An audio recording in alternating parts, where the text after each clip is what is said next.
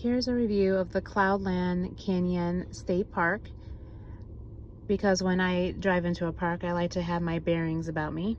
This is in northwest Georgia. We had seen lots of pictures of the park and we wanted to get up and chase some waterfalls.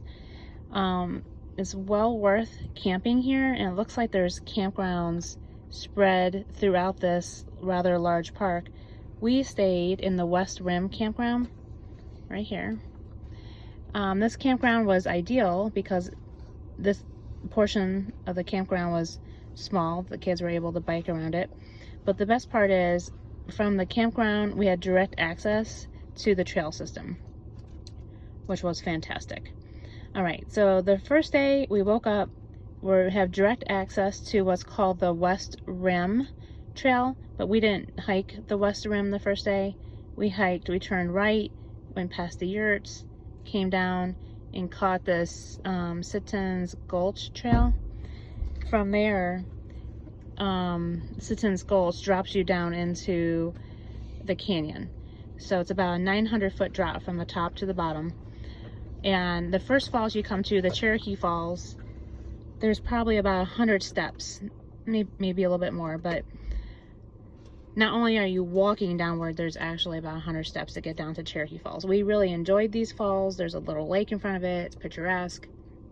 The kids were able to, there's a sign saying not to do it, but lots of people were climbing behind the falls, and it was really pretty. Then from the Cherokee to the Hemlock Falls, this is where I think most of the elevation change was. So if you need to cut out some elevation change, maybe skip the Hemlock Falls. It's probably about another 400 or 500 steps down in between those two falls. The Hemlock Falls look a lot like the Cherokee Falls. They're both like this thin veil of water dropping. They're both really pretty, but the Hemlock Falls you don't get as close to. You're kind of further away, viewing it from a distance. So in between the two, if I had to visit one, I would do the Cherokee. If you want to continue and down the Sutton Gulch Trail further, you go over this bridge and then you come upon a third waterfall, and this waterfall might be our favorite one. It's right in here somewhere.